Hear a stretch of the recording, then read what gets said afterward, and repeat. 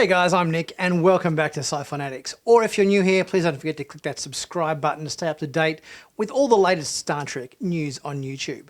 Today I'm talking to you about the new promo photos that have just come out for episode 8, Star Trek Discovery Season 3, entitled The Sanctuary. There's some interesting stuff going on here. It looks like we've got Burnham and the Discovery crew headed back to Book's home planet, and there's some action stuff going on with the Emerald Chain, with the Orion and Andorian Syndicate, and we get to see Osyraa, who was mentioned in a couple of episodes back in the Scavengers episode. So let's take a look through some of these new production photos that have just come out to promote this episode and see if we can learn anything new about this upcoming episode. So in our episode, The Sanctuary, the synopsis for this episode reads as follows. Burnham and the USS Discovery crew travel to Book's home planet to help rescue it from Osyraa, the formidable leader of the Emerald Chain. Meanwhile, Stamets and Adira continue to search for valuable information on the origin of the burn. Okay, so for starters, we've got Georgiou appears to be having a bit of a conversation with Dr. Culber in this episode. There's some weird stuff going on with Georgiou. We know she's freaking out and she's having blackouts and she's having lost time and flashes to issues that went on with her back in the Terran Empire. And it seems that she's gone to see Dr. Culber and get some advice. We saw if you didn't catch my trailer and sneak peek video, which kind of dissected this little scene of dialogue between Culber and Georgiou about what's going on with her. Click up here in the top corner. You'll see a link to that video that I released the other day. So have a look at that. She's in denial, I think. She's going to see Culber talking about what's wrong with her. She's having mental problems, blackouts, got some weird neurological issues going on.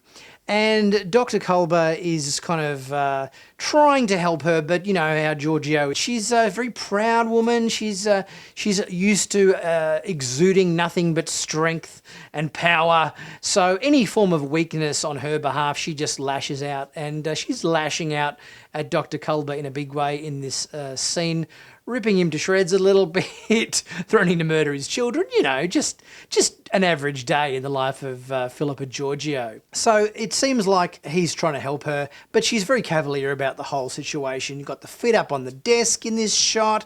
She's trying to play, put up a strong front. But, you know, Culber sees right through her little performance here in this scene. So hopefully they can actually get to the bottom of what's wrong with Georgiou in this episode. In our next photo, we've got a shot of Detmer and Owo looking at something that's going on a control screen there. And it looks like just a Discovery schematic of obviously getting used to their new programmable matter displays. But it looks like they've got the holographic systems operational in this one here. So we're probably going to be bouncing back and forth, I'm guessing, between holographic displays, touchscreens, and a bit of programmable matter console as well. How would you get your head around it? I mean, one minute you're working on one system, next minute you're working on another system. Sure, there's a bit of a learning curve there. In our next shot, we've got Book and Burnham. Now, interesting to see in this photo that Burnham is not in a Starfleet uniform. Obviously, her and Book are somewhat undercover in this episode. We know it's Book's planet that they're headed to, and we know there's some goings on with the Orion Andorian Syndicate. It seems that Osyraa's starship shows up in orbit, where there's a bit of a confrontation there between them and the Discovery. But obviously there's something a bit clandestine going on in this episode because there's no official Starfleet presence. Burnham's just got the casual gear on, similar to what she would wear when she was performing her previous job as a courier. But I'd be interested to see what the reason for their mission is headed back to Book's homeworld is in this episode. Maybe Emerald Chain are trying to take over the planet and he's sort of saying, you got to help me. I wonder if this is a sanctioned mission or one of Burnham's sort of off the books missions.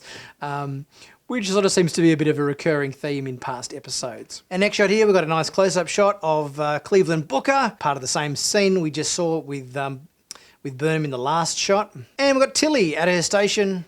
Is there anything on her console we can kind of ascertain. Maybe it's a schematic layout of Osira's ship, the head of the Emerald Chain in this region of space. So maybe they're having to do a threat analysis and scanning her ship and working out what armaments and all that sort of thing that she's got at her disposal as to whether they're in trouble or not. Hopefully, before the Discovery left Federation Space Dock, they managed to implement some new phasers and quantum torpedoes and so forth. So they're hopefully at least the Discovery is armoured to bear for 32nd century situations and not 23rd century situations. I think that would be a lot of trouble if that was the case. In our next shot, we've got Saru looking somewhat concerned. A lot of cast photos in these stills. They don't tend to show quite as many new characters and new planetary systems and situations in these stills.